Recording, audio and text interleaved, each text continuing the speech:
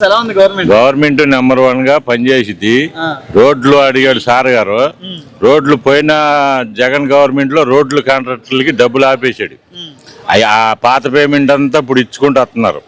ఒక road పోయాలంటే government పోయేది, contractor పోతాడు. కాంట్రాక్టర్కి డబ్బులు వస్తాయా రావని భయపడిపోయి వెనక్కి పోయారు. ఇప్పుడు ఆ పాత కాంట్రాక్టర్లు అందరిని పిలిచి అమౌంట్ వాళ్ళు క్లియర్ చేశాడు. వాళ్ళు మళ్ళీ టెండర్ వేసుకొని వాళ్ళు ముందుకు వస్తే రోడ్లన్నీ అయిపోతాయి. గవర్నమెంట్ చేయదు, టెండర్ వేసి కాంట్రాక్టర్లకు అప్పచెప్పింది. వాళ్ళు ఎవరికి దడిచిపోయి కొన్ని వందల కోట్లు ఆగిపోయి పోయిన గవర్నమెంట్లో. ఈ గవర్నమెంట్లో ఆ బాకీలన్నీ కట్టుకుంటూ వస్తున్నారు. కట్టుకుంటూ వస్తే ఇప్పుడు అది క్లియరెన్స్ అయిన తర్వాత మళ్ళీ రోడ్లు కొత్తగా మొదలు పెడతారు.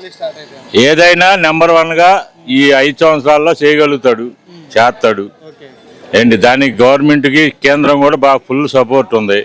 రాజధాని డెవలప్ అయింది, పోలవరం డెవలప్ అయింది. ప్రజలు కూడా ఉచితాలు కోరుకోకూడదు. ఉచితాల వల్ల పేద మధ్యతరగతోడు ఉచితాల వల్ల మధ్యతరగతోడు నలిగిపోతున్నాడు. బాగా పేదలకైతే కొద్దిగా లాభంగా ఉంది, కానీ మధ్యతరగతోడు నలిగిపోతాడు.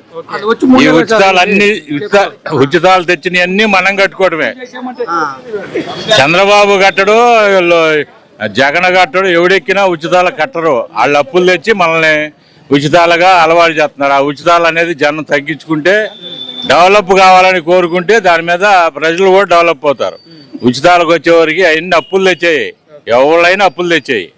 ప్రపంచ దేశాల నుంచి అప్పులు తెచ్చి ఉప్పు, పప్పు, ఆయిల్, బళ్ళు, మనం కొనే బళ్ళు, మనం అన్నిటి మీద ఆ ట్యాక్సేషన్ చదివి అన్నిటి మీద వేసేస్తారు. అది ప్రజలకు అర్థం కాదు. నాకేదో ఎత్తున్నాడని చెప్పి భ్రమపడి తెచ్చుకోవడమే. కానీ ఉచితాలకి జనం వెనకకుండి డెవలప్ కోరుకుంటే అందరూ డెవలప్ అవుతారు. ఉద్యోగాలు వస్తాయి. ఒక్కొక్క ఇంట్లో ఒక 50 ఏళ్ళు ఉద్యోగాలు, కానీ కంపెనీలు వచ్చి ఉద్యోగాలు వస్తాయి. చాలా వరకు డెవలప్ చేయగలుగుతాడు. డెవలప్లోనే ఉన్నది గవర్నమెంట్, దానికే ఎక్కువ యాక్సెప్ట్ చేస్తుంది.